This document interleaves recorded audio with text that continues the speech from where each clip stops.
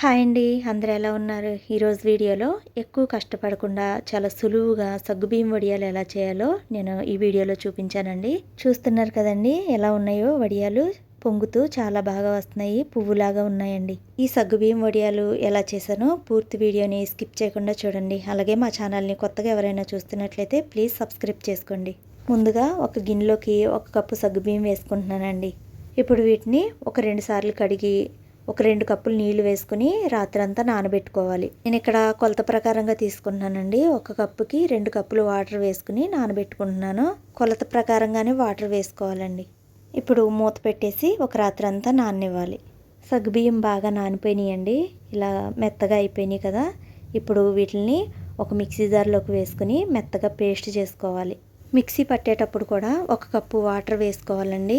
చెప్పాను కదా అన్ని కొలత ప్రకారంగానే తీసుకోవాలని. వాటర్ వేసాక ఎంత మెత్తగా వీలైతే అంత మెత్తగా ఇలా వీడియోలో చూపించిన విధంగా పేస్ట్ లాగా చేసుకోవాలి.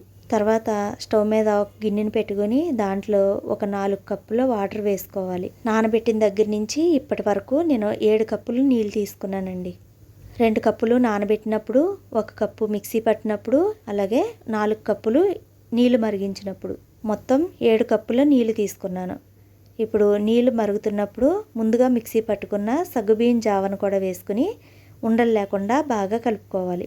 జావను వేసాక మాత్రం ఇలా కలుపుతూనే ఉండాలండి. ఎందుకంటే సగ్గుబియ్యం వెంటనే చిక్కబడిపోతుంది కదా. ఉండలు కట్టకుండా కలుపుకుంటూనే ఉండాలి. ఈ జావా ఇలా ఉడకడానికి ఒక 8 నుంచి 10 నిమిషాలు టైం అయితే పట్టిందండి నాకు. ఇప్పుడు దీంట్లోకి మనం తినే కారానికి తగ్గట్టుగా కొన్ని ఎండుమిర్చిని వేసుకుని ఇలా బరకగా మిక్సీ పట్టుకుని ఉడికించుకున్న సగ్గుబియ్యం జావలో వేసుకోవాలి. దాంతోపాటే టేస్ట్కి సరిపడా సాల్ట్, 1 స్పూను జీలకర్ర కూడా వేసుకుని ఒకసారి అంతా బాగా కలుపుకోవాలి. ఇక్కడ ఎండుమిర్చి బదులు పచ్చిమిర్చిని పేస్ట్ లాగా చేసుకుని కూడా వేసుకోవచ్చండి. అది మన ఇష్టం. నేను మాత్రం ఎండుమిర్చితో చేసి చూపించాను. ఇప్పుడు ఇదంతా బాగా కలుపుకోవాలి. మనం ఏ వడియాలు పట్టుకున్నా సాల్ట్ అనేది కొంచెం తక్కువే వేసుకోవాలండి. ఎందుకంటే వడియాలు ఎండిపోయిన తర్వాత మనం వేసుకున్న సాల్ట్కి కరెక్ట్గా సరిపోతుంది. ఎక్కువైతే మాత్రం అస్సలు తినలేమండి. తక్కువైనా పర్వాలేదు కానీ. ఇలా బాగా కలుపుకున్నాక స్టవ్ ఆఫ్ చేసేసుకుని ఒక ప్లాస్టిక్ కవర్ పైన కానీ లేదంటే ఒక కాటన్ క్లాత్ పైన కానీ ఇలా గరిటెతోటి చిన్న చిన్న వడియాల కింద వేసుకోవాలి. ప్లాస్టిక్ కవర్ పైన వేసేలా ఉంటే పిండిని కొంచెం చల్లారనిచ్చి అప్పుడు వేసుకోవాలండి.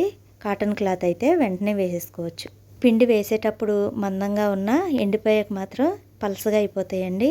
అందుకని ప్లాస్టిక్ కవర్ పైన వేసి చూపించాను. లేదంటే నేను కాటన్ క్లాత్ పైన వేసుకునేదాన్ని. ఇలా వడియాలన్నిటిని మంచి రౌండ్ షేప్ వచ్చేలాగా వేసుకోవాలి. చూసారు కదండి ఇప్పటి వరకు ప్రాసెస్ ఎంత ఈజీగా ఉందో. మనకి సగ్గుబియ్యం నానబెట్టుకునే టైం తప్ప మిగతాదంతా కూడా ఒక 10 నిమిషాల్లో అయిపోయిందండి. సగ్గుబియ్యం నానబెట్టకుండా కూడా చేసుకునే వడియాలు ఉన్నాయండి.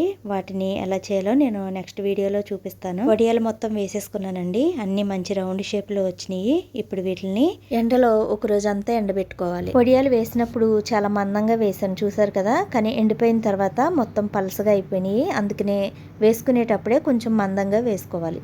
ఇలా ప్లాస్టిక్ కవర్ పైన వేసుకుంటే వాటంతట అవి ఊడిపోతాయండి. చూస్తున్నారు కదా వీడియోలో చాలా ఈజీగా వచ్చేస్తున్నాయి. అదే మనం కాటన్ క్లాత్ పైన కనుక వడియాలను వేసుకుంటే ఒక రోజంతా ఎండిపోయిన తర్వాత క్లాత్ని వెనక సైడ్ తిప్పి నీళ్లు చల్లుకుంటూ వడియాలను తీసుకోవాలి. అలా తీసుకున్న వడియాలని తర్వాత రోజు మళ్ళీ ఎండలో వేసుకోవాలండి. ఎందుకంటే తడుపుతాం కదా, అందుకని ఎండలో వేసుకోవాలి. కాటన్ క్లాత్ పైన ఆరడానికి 2 రోజులు పడుతుందండి. అదే ప్లాస్టిక్ కవర్ అయితే 1 రోజులోనే ఎండిపోతాయి. చూసారు కదా అన్నీ రౌండ్ షేప్లో వచ్చినాయి, ఎక్కడ విరిగిపోలేదు.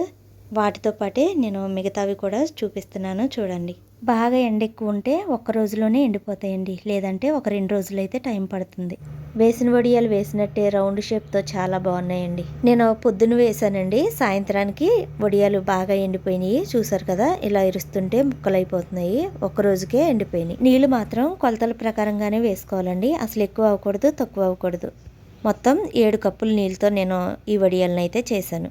అంటే 1 కప్పు సగ్గు బియ్యానికి 7 కప్పులు నీళ్ళు అయితే వాడానండి. నానబెట్టిన దగ్గర నుంచి పిండి ఉడకబెట్టుకునేంత వరకు మొత్తం 7 కప్పులు నీళ్ళు వాడాను. ఇప్పుడు ఇవి ఎలా వచ్చినాయో మీకు ఆయిల్లో వేపు అయితే చూపిస్తాను చూడండి. వడియాలు వేపుకునేటప్పుడు ఆయిల్ బాగా వేడిగా ఉండాలండి. అప్పుడే బాగా పొంగుతాయి. చూసారు కదా ఎంత బాగా పొంగుతున్నాయో. ఇంత సింపుల్ వడియాల్ని మీరు కూడా ఒకసారి తప్పకుండా ట్రై చేయాలండి.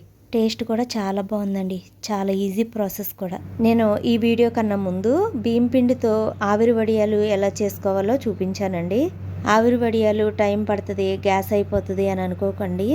మనం సంవత్సరం అంతా తినే వడియాలు 1 గంట గ్యాస్ ఖర్చు అయినా కానీ ఏం పర్వాలేదండి. నచ్చితే ఆ వీడియోను కూడా ఒకసారి చూసి మీ సపోర్ట్నివ్వండి. ఇప్పటి వరకు మా వీడియోని స్కిప్ చేయకుండా చూసినందుకు మీ అందరికీ చాలా థ్యాంక్స్ అండి. ఈ వీడియో మీకు నచ్చిందనే అనుకుంటున్నాను. నచ్చితే కనుక మీ ఫ్రెండ్స్ అండ్ ఫ్యామిలీ మెంబర్స్కి ఈ వీడియోని షేర్ చేయండి. అలాగే మా ఛానల్లో చాలా కుకింగ్ వీడియోస్ ఉన్నాయండి. నచ్చితే కనుక వాటిని కూడా చూడండి. ఇంకా రాబోయే వీడియోస్ కోసం కూడా మా ఛానల్ని సబ్స్క్రైబ్ చేసుకోండి. మనకి చాలా ఉపయోగపడే వీడియో అండి. తక్కువ టైంలోనే చేసేసుకోవచ్చు ఈ వడియాల్ని. వడియాలు చాలా బాగా వచ్చినాయండి. చూసారు కదా ఎలా ముక్కలు అయిపోతున్నాయో.